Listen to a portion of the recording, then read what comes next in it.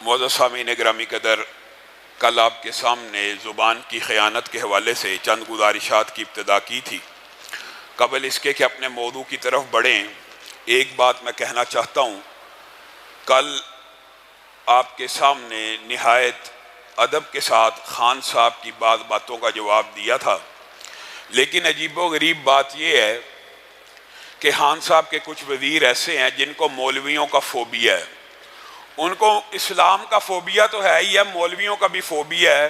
ان میں سے ایک فواد چودھری صاحب ہیں جن کے لگتا ہے گھر کے اندر بھی اگر کوئی معاملہ یا تنازع ہو جائے تو اس کے ذمہ دار وہ مولوی کو قرار دیتے ہیں۔ عجیب و غریب قسم کی انہوں نے جوابی طور پہ گفتگو کی ہے کہ یہ مولوی خامخواہ ہمارے جوابات کو لے کے بعد اس سیاسی جماعت کے رہنماؤں نے کہا یہ مولوی خامخواہ محب رسول بنتے ہیں، عاشق رسول بنتے ہیں۔ خان صاحب نے عشق کا مقدمہ لڑا، خان صاحب نے محبت رسول کا مقدمہ لڑا۔ خان صاحب صرف پاکستان سے نہیں، پوری دنیا کے اسلامی ممالک سے سفیروں کو بھگانا چاہتے ہیں۔ میرے بھائیوں، ایک اردو کا محاورہ پنجابی کا بھی آپ نے سنا ہوگا کہ ٹرک کی بتی کے پیچھے لگا دینا یا ٹرک کے پیچھے لگا دینا۔ خان صاحب جس ملک کے حاکم ہیں، جس ملک کے وزیر اعظم ہیں، جس ملک پہ ان کا اختیار چلتا ہے، جس ملک کے اندر وہ فیصلہ کرنے کی فائنل اتھارٹی ہیں، اس ملک سے تو وہ سفیر کو نہیں نکال رہے، لیکن وہ پوری دنیا کے مسلم ممالک سے سفیروں کو نکلوانا چاہتے ہیں۔ یہ آپ کو اور مجھے کس قسم کا دھوکہ اور مغالطہ ڈالا جا رہا ہے؟ یعنی جس چیز کا اختیار ہے وہ نہیں کرنی، اور جو چیز اختیار میں نہیں میں وہ کرنا چاہتا ہوں۔ اللہ نے جس چیز کا اختیار دیا، خان صاحب پہلے وہ کام کر دیجئے تاکہ ہم بھی کہیں باقی ساری دنیا کے اسلامی ممالک کا مقدمہ پہلے لڑنا شروع ہو گئے۔ آپ تو نکالیے، آپ کو دیکھ کے ہو سکتا ہے کوئی اور بھی غیرت کھا جائے، لیکن آپ ابتدا دوسروں سے کر رہے ہیں۔ اور پھر شاید خان صاحب کو بھی یہ فوبیا ہو گیا سابقہ حکمرانوں کا۔ ہم کوئی سابقہ حکمرانوں کی دفاع کرنے والے نہیں ہیں، لیکن عجیب و غریب فوبیا۔ 1988 میں نواز شریف صاحب وزیر اعظم بنے۔ بتائیے، چند بزرگ بیٹھے ہیں، سب جانتے ہیں، تاریخ اٹھا کے دیکھ لیجئے 1988 میں کون وزیر اعظم بنا تھا؟ بے نظیر بھٹو۔ عجیب و غریب باتیں۔ اللہ رب العزت ہم کو بھی اور ان کو بھی ہدایت دے۔ اور خان صاحب، ہم آپ سے کہنا چاہتے ہیں، یہ جو آپ کے وزیر ہر وقت اسلام اور مولویوں کے خلاف زبان درازی کرتے ہیں اور کس قسم کا لوگوں کو مغالطہ اور وسوسہ ڈال رہے ہیں کہ پوری دنیا کے اسلامی ممالک سے اب سفیر نکلیں گے۔ خان نے یہ مقدمہ پیش کر دیا۔ خان صاحب پہلے اپنے ملک سے تو نکال دیجئے۔ معزز سامعین گرامی قدر، آپ کے سامنے زبان کی خیانت کے حوالے سے چند گزارشات کو رکھا تھا، اسی کو میں آگے بڑھاؤں گا۔ وَقُولُوا لِلنَّاسِ حُسْنًا، لوگوں کے ساتھ اچھے انداز میں گفتگو کرنی چاہیے۔ اچھے انداز میں گفتگو کرنے کا مجھے اور آپ کو کیا فائدہ ہے؟ اللہ کو کیا فائدہ ہے؟ رسول اللہ کو کیا فائدہ ہے؟ رسول اللہ صلی اللہ علیہ وسلم کو امت کے اندر، معاشرے کے اندر ایک اسلامی معاشرہ قائم کرنا ہے، جس کی وجہ سے وہ چاہتے ہیں کہ لوگ آپس میں گفتگو بھی کریں تو نرم گفتار کریں، آپس میں بات بھی کریں تو لڑائی جھگڑے کے بغیر کریں، آپس میں کلام کریں، کسی بات پہ تنازع ہو جائے گالی نہ نکالیں۔ حضرت انس نے رسول اللہ صلی اللہ علیہ وسلم کے پاس 10 برس خدمت کی ہے، کہا میں نے رسول اللہ کے منہ سے کبھی کسی جانور کو بھی گالی نکالتے ہوئے نہیں سنا۔ ہم تو آئے روز اپنے مسلمان بھائیوں کو گالیاں نکالتے ہیں، اور امہات المومنین اور صحابہ بیان کرتے ہیں رسول اللہ صلی اللہ علیہ وسلم نے کبھی مخلوقات میں سے کسی کو گالی نہ نکالی۔ گالی نہ نکالنے کا کیا مطلب ہے؟ یہ جو ہم الفاظ کہتے ہیں نا، ستیہ ناس ہو گیا، اور تیرا بیڑا غرق ہو گیا، ٹھوکر لگ جاتی ہے، بندہ کہتا ہے تیرا ستیہ ناس ہو گیا۔ تو رسول اللہ صلی اللہ علیہ وسلم وہ ہیں جو کہتے ہیں اگر تجھے ٹھوکر بھی لگ جائے تو شیطان کو برا بلا مت کہہ، شیطان کو برا بلا مت کہنا، کہ کہیں وہ غرور اور تکبر میں نہ آ جائے کہ اس نے تمہارے اوپر غلبہ حاصل کر لیا ہے۔ ٹھوکر لگی اور شیطان تیرا بیڑا غرق ہو، تو نے مجھے گرا دیا، اس سے شیطان خوشی سے پھول کر کپا ہو جاتا ہے۔ اور جب کوئی ٹھوکر لگ جائے، جب کوئی تنازع ہو جائے، اگر اللہ کا نام لے لیا جائے تو وہ ذلیل و خوار ہو کے رہ جاتا ہے۔ اس کا مطلب یہ ہے کہ گالی تو مسلمان بھائیوں کو نکالنا، جانوروں کو اگر نکالنے کی اجازت نہیں ہے تو مسلمان بھائیوں کو نکالنے کی کیسی اجازت ہو سکتی ہے؟ رسول اللہ صلی اللہ علیہ وسلم نے فرمایا ایک دوسرے دو مسلمان دو مسلمان اگر آمنے سامنے کھڑے ہو کے ایک دوسرے کو برا بھلا کہہ رہا ہے، دوسرا پہلے کو برا بھلا کہہ رہا ہے، یہ دونوں بکواسی شیطان ہیں. یہ رسول اللہ صلی اللہ علیہ وسلم کا فرمان ہے. اور اگر ایک ظالم کسی مظلوم کو گالی دے رہا ہے تو صحیح حدیث کے الفاظ ہیں، برا بھلا کہہ رہا ہے، صحیح حدیث کے الفاظ ہیں کہ فرشتہ آتا ہے اور کہتا ہے، اس کو برا بھلا کہتا ہے، یہ جو تو بات کہہ رہا ہے یہ ایسا ہے، یہ تو نہیں ہے، تو ایسا ہے، یہ تو نہیں ہے، تو ایسا ہے، یہ تو نہیں ہے، تو ایسا ہے. وہ جو کہتا رہتا ہے فرشتہ اس کی طرف سے جواب دیتا ہے. اسی لیے رسول اللہ صلی اللہ علیہ وسلم نے حضرت ابو بکر کو یہ کہہ دیا تھا، ابو بکر جب تک آپ خاموش تھے فرشتہ آپ کی طرف سے مقرر اللہ نے کیا تھا جو آپ کی طرف سے اس بندے کو جواب دیتا تھا. جو یہ آپ کو کہتا تھا فرشتہ کہتا تھا ابو بکر تو نہیں ہے، تو ہی ایسا ہے، ابو بکر تو نہیں ہے، تو ہی ایسا ہے. جب آپ نے جواب دے دیا فرشتہ واپس چلا گیا کہ اب معاملہ دونوں کے مابین ہے، جیسے جی چاہے کر لیں. اس کا مطلب یہ ہے کہ زبان کو نہایت احتیاط سے، اور آپ کو اس بات کا علم بھی ہونا چاہیے کہ لا ادری، دیکھیں خاموشی میں کس قدر برکت ہے، کس قدر نجات ہے. بغیر ضرورت بولنا، علماء نے یہ بات لکھ دی ہے کہ جو بندہ کسی عالم دین کے پاس بھی جاتا ہے نا اور اس سے پوچھتا ہے اس سوال کا کیا جواب ہے، اور اگر اس کو نہیں آتا، وہ سچائی کی بات کرتا، کہتا میں نہیں جانتا، تو اس نے نصف علم کا حق ادا کر دیا ہے. اور اگر کوئی عالم دین کے پاس جاتا ہے اور اس کو اس مسئلے کے بارے میں شرح صدر نہیں ہے، اطمینان نہیں ہے، اور وہ کہہ دیتا ہے کہ واللہ عالم، اللہ اس کے بارے میں بہتر جانتے، ابھی میری تحقیق جاری ہے، گویا اس نے نصف علم کو پھیلا دیا. یعنی آدھا علم لا ادری ہے، میں نہیں جانتا، اور آدھا علم اللہ عالم ہے. آپ بتائیں اس کے اندر کس چیز کی ترغیب دی جا رہی ہے؟ اس کے اندر اس بات کی ترغیب دی جا رہی ہے کہ بے پتہ، بے فائدہ، غیر ضروری بات کے پیچھے پڑنا ہی نہیں. اور نبی کریم صلی اللہ علیہ وسلم سب سے زیادہ اس بات کی امت کو تلقین کرتے رہے زبان کی خیانتوں میں سے کہ اپنی زبان کو سچائی میں استعمال کرو. اور یہ اتنی بڑی نیکی ہے سچ بولنا، حالانکہ یہ ہر بندے کی ڈیوٹی ہے، ہر بندے کے اوپر فرض ہے. جیسے نماز ہر بندے کے اوپر فرض ہے، لیکن اس کے باوجود نماز کی بہت سے برکات ہیں، فضائل ہیں. یہ باب بھی شروع کیا تھا، موقع ملا تو اس کو بھی مکمل کریں گے. اسی طرح سچ بولنا ہے تو ذمہ داری ہے تو فرض، لیکن نیکی بھی ہے. کیسے؟ رسول اللہ صلی اللہ علیہ وسلم سے صحابہ نے پوچھ لیا جنت میں کیسے جایا جائے، جنت میں بہت سے اعمال آپ کو بتائے جاتے ہیں، جنت میں جانے کے لیے یہ کام کیا جائے، یہ کام کیا جائے. صحیح حدیث سے جو بھی ثابت ہیں ان سب کی حکمتیں ہیں. لیکن یہاں پہ رسول اللہ صلی اللہ علیہ وسلم کہہ رہے ہیں جنت میں کیسے جایا جائے؟ تم سچ بولا کرو. اے اللہ کے رسول، مفہوم یہ ہے سچ بولا کرو، جنت میں کیسا جایا جائے؟ جی سچ بولا کرو. کیا ہوگا؟ سچ بولنے والا جو بندہ ہوتا ہے اللہ رب العزت اس کے لیے نیکیوں کو آسان کر دیتے ہیں، اور جب نیکیاں آسان ہو جاتی ہیں بندہ جنت میں داخل ہو جاتا ہے. جہنم سے کیسے بچا جائے، جنت میں کیسے جایا جائے؟ رسول اللہ صلی اللہ علیہ وسلم نے دوسرا ٹکڑا بھی بیان کر دیا، جھوٹ سے بچا جائے، کیونکہ جھوٹ گناہوں کا رستہ آسان کرتا ہے. اور بات صرف یہاں تک ہوتی نا کہ گناہ جہنم میں لے جاتے ہیں تو یہ بات مکمل ہے، لیکن رسول اللہ صلی اللہ علیہ وسلم نے درمیان میں ایک جملہ بولا ہے، جھوٹ گناہوں کا رستہ آسان کرتا ہے اور گناہ انسان کو بالآخر نعوذ باللہ ثم نعوذ باللہ کافر بنا دیتے ہیں اور بندہ جہنم کے گڑھوں میں گر جاتا ہے. وَاذْكُرْ فِي الْكِتَابِ إِبْرَاهِيمَ إِنَّهُ كَانَ صِدِّيقًا نَبِيًّا وَاذْكُرْ فِي الْكِتَابِ إِدْرِيسَ إِنَّهُ كَانَ صِدِّيقًا نَبِيًّا وَاذْكُرْ فِي الْكِتَابِ إِسْمَاعِيلَ إِنَّهُ كَانَ صَادِقَ الْوَعْدِ وَكَانَ رَسُولًا نَبِيًّا. اللہ رب العزت نے کتنے نبیوں کا نام لیا کہ اس کلام حمید میں رہتی امتوں تک، قیامت تک ابراہیم کا ذکر ہونا چاہیے. وَاذْكُرْ فِي الْكِتَابِ إِبْرَاهِيمَ کیوں ہونا چاہیے؟ إِنَّهُ كَانَ صِدِّيقًا نَبِيًّا، اس لیے ہونا چاہیے وہ ایک سچا نبی تھا. اس ادریس کا ذکر بھی اس قرآن پاک میں ہونا چاہیے کیونکہ ایک سچا نبی تھا. اسماعیل کا ذکر بھی اس قرآن پاک میں ہونا چاہیے کیونکہ وہ وعدوں کے سچے تھے.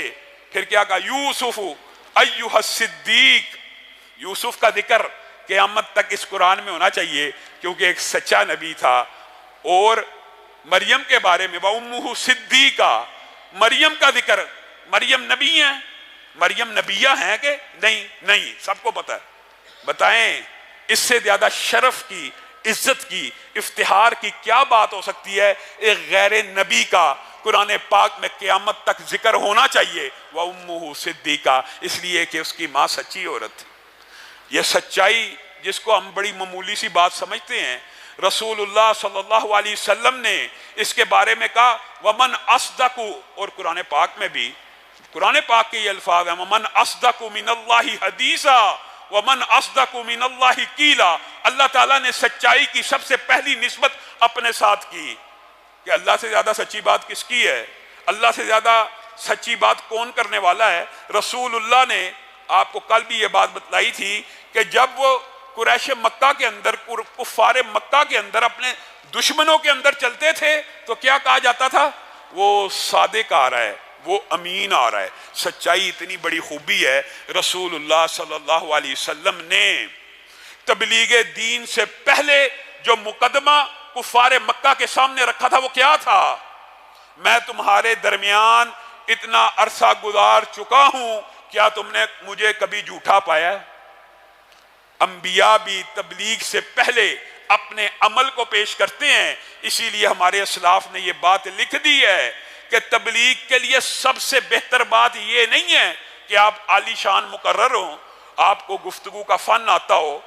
سب سے عالی شان یہ بھی ایک اللہ تعالیٰ کی طرف سے خوبی ہے، لیکن سب سے عالی بات کیا ہے کہ آپ کو گفتگو کم کرنی پڑے۔ اگر آپ تبلیغ کرنے جائیں تو لوگ آپ کی گفتگو کو سنے بغیر آپ کے عمل سے متاثر ہو کے راہ راست پہ آ جائے۔ کیوں؟ کیونکہ جو انسان سچ بولتا ہے اللہ تعالیٰ اس کے لیے جنت کے راستوں کو آسان کرتا ہے۔ اور اسی لیے رسول اللہ صلی اللہ علیہ وسلم نے جھوٹ کی قباحتوں کو بھی بیان کیا، اور جھوٹ کی قباحت کو اگر سمندر کو کوزے میں بند کرنا ہو تو ایک آیت کافی ہے اور ایک پھٹکار ہی کافی ہے۔ اللہ تعالیٰ کہہ رہا ہے لعنت اللہ علی الکاذبین، جھوٹوں پہ اللہ کی لعنت ہوتی ہے۔ تو جس بندے کے اوپر اللہ کی لعنت پڑ جائے کیا وہ بندہ کامیاب اور کامران ہو سکتا ہے؟ نبی کریم صلی اللہ علیہ وسلم نے منافقوں کی جو 3 نشانیاں، ایک حدیث میں 4 ہیں، ایک میں 3 ہیں، جن میں 3 ہیں ان کے اوپر غور کیجئے۔ جب بات کرے جھوٹ بولے، جب وعدہ کرے توڑ دے، جب امانت دی جائے خیانت کرے۔ ان تینوں کی تینوں باتوں میں جھوٹ شامل ہے۔ یہ تینوں کی تینوں باتیں جھوٹ کی نشانی ہیں۔ عہد شکنی بھی جھوٹ ہوتا ہے در حقیقت، امانت میں خیانت بھی جھوٹ کی ایک قسم ہے، اور جب بات کرے جھوٹ بولے۔ نبی کریم صلی اللہ علیہ وسلم نے فرمایا جھوٹ رزق کو کھا جاتا ہے، رزق کو کھا جاتا ہے۔ انسان بالعموم یہ سمجھتا ہے کاروباری معاملات کے اندر کہ جھوٹ بولنے سے کامیابی مل جائے گی، اور کمال سبحان اللہ، رسول اللہ صلی اللہ علیہ وسلم نے 1400 سال قبل یہ بات بتلا دی، جھوٹ سے بظاہر کامیابی ملتی ہے۔ رسول اللہ صلی اللہ علیہ وسلم نے یہ بات بھی بتلا دی، ایک کاروباری شخص ہے، تاجر ہے، وہ جھوٹ بولتا ہے کسی پروجیکٹ کے حوالے سے، کسی بزنس ڈیل کے حوالے سے، تو جھوٹ کو بظاہر کامیابی ملتی ہے، لیکن حقیقت میں اس کے اندر سے برکت ختم ہو جاتی ہے۔ اسی لیے نبی کریم صلی اللہ علیہ وسلم نے ارشاد فرمایا کل قیامت کے دن جن بندوں کو اللہ رب العزت نہ معاف کریں گے، یہ کتنی بڑی وعید کی بات ہے۔ جرم چھوٹا ہے، اس جرم کو آج چھوڑنے کا ارادہ کیجئے۔ رسول اللہ صلی اللہ علیہ وسلم نے کہا کل قیامت کے دن 3 بندے ایسے ہوں گے جن کو نہ اللہ معاف کرے گا، معاف ہی نہیں کرے گا، نہ جن کی طرف نظر رحمت کرے گا، نہ جن کو اپنی رحمت کے قریب آنے دے گا۔ ان میں سے ایک بندہ کون ہے؟ جو جھوٹی قسم کھا کے، اللہ کی قسم کھائی، بندے کو دھوکہ دیا، جھوٹ بول کر مال بیچ دیا، اس کو کل قیامت کے دن اللہ معاف نہیں کرے گا۔ اور بات یہاں تک ہوتی تو بات مکمل ہے، کاروباری حوالے سے بات آئی ہے تو یہ بھی سن لیجئے۔ رسول اللہ صلی اللہ علیہ وسلم نے فرمایا جو بندہ کسی کو اللہ کی قسم کھا کر، میرے بھائیو اللہ کی قسم کو ہم نے کیا سمجھا؟ اول تو پہلی بات یہ ہے کہ اللہ کے علاوہ کسی کی قسم کھانی نہیں چاہیے، کیونکہ اللہ سے بہتر کوئی گواہ نہیں ہے۔ لیکن ایک بندہ اپنے مال کو بیچنے کے وقت کس کو گواہ بنا رہا ہے؟ اللہ کو، اور کہہ رہا اللہ کی قسم، اس کا مطلب یہ ہوتا ہے میں اللہ کو حاضر، اللہ رب العزت کو ناظر جان کے، اللہ رب العزت مجھے دیکھ رہے ہیں، اس بات کو سن رہے ہیں، نوٹ کر رہے ہیں، ریکارڈ کر رہے ہیں، میں اس رب کو گواہ بنا کے کہتا ہوں میں تجھ سے جھوٹ نہیں بول رہا، یہ میں نے اتنے کا خریدا ہے، اتنے کا بیچ رہا ہوں۔ رسول اللہ صلی اللہ علیہ وسلم نے کہا جو بندہ جھوٹ بول کر کسی کو اپنا مال بیچ دیتا ہے وہ ضرور بھی ضرور آگ میں ضرور بھی ضرور جلے گا۔ صحابہ نے پوچھ لیا ہے اللہ کے رسول اتنی سخت بات آپ نے کہہ دی، یا تو بندہ پھر جھوٹ بولنا ویسے بھی غلط بات ہے، لیکن قسمیں کھائی جائیں، لوگوں کو اس بات کا یقین دلایا جائے کہ یہ رب کی قسم کھا رہا ہے، اس کی بات میں کوئی ہلکی سی بھی خیانت نہیں ہو سکتی، رب کے نام پہ دھوکہ دے رہا ہے۔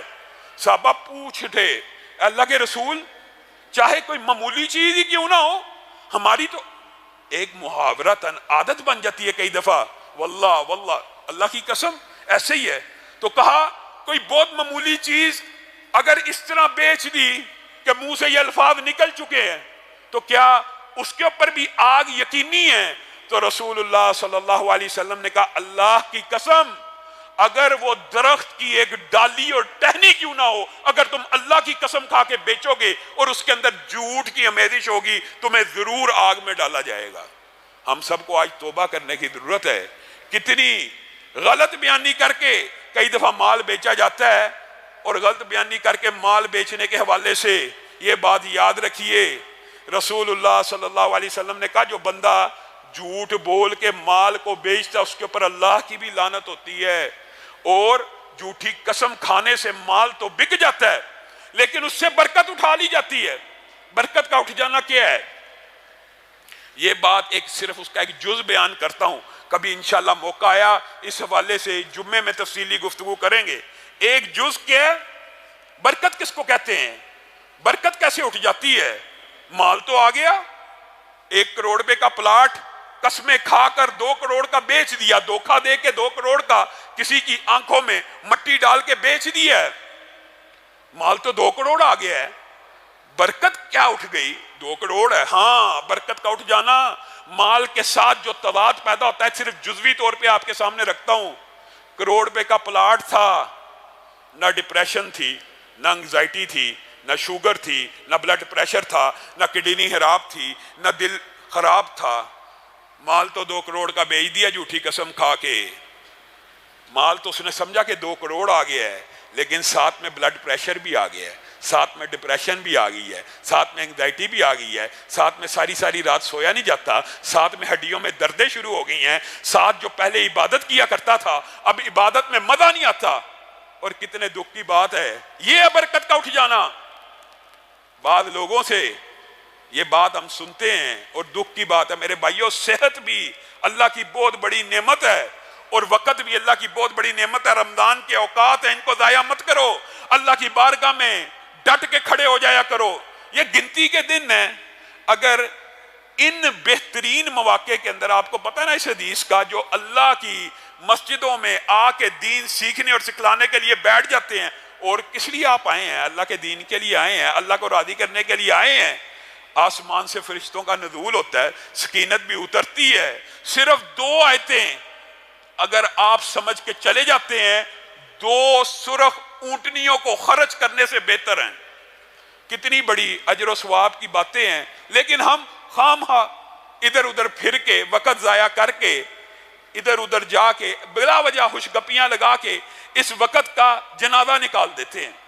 میرے بھائیوں یہ جو وقت ہے یہ نہایت قیمتی چیز ہے، اور خاص طور پہ رمضان کے اندر اگر بندہ ان اوقات کو، ان قیمتی لمحات کو ضائع کر دے کہ جس کے ایک منٹ کے اندر 100 سے زائد مرتبہ بندہ سبحان اللہ پڑھ سکتا ہے، اور سبحان اللہ صرف 100 مرتبہ پڑھنے سے سارے سابقہ گناہ معاف ہو جاتے ہیں، تو بندہ بدقسمت ہی ہے نا کہ اس وقت کو ضائع کرتا چلا جا رہا ہے۔ یہ برکتوں کا اٹھ جانا ہے کہ انسان پھر بندے بزرگ ہو جاتے ہیں، بندے بزرگ ہو جاتے ہیں، عمر بڑھ جاتی ہے، اس وقت بندوں کا بڑا دل کرتا ہے کہ عبادت کی جائے، جوانی میں کی نہیں ہوتی، اور بندہ جب بڑھاپے کی طرف قدم رکھتا ہے عقل و شعور ظاہر ہے، پختہ ہو جاتا ہے، اللہ کی حقیقت سمجھ آ جاتی ہے، پتہ لگ جاتا ہے ارب سال کی زندگی میں قدم رکھنے لگا ہوں، تو بعض بزرگ پھر یہ کہہ دیتے ہیں جوانی میں عبادت کرنے کا دل نہیں تھا کرتا، آج دل کرتا ہے تو ہوتی ہی نہیں ہے.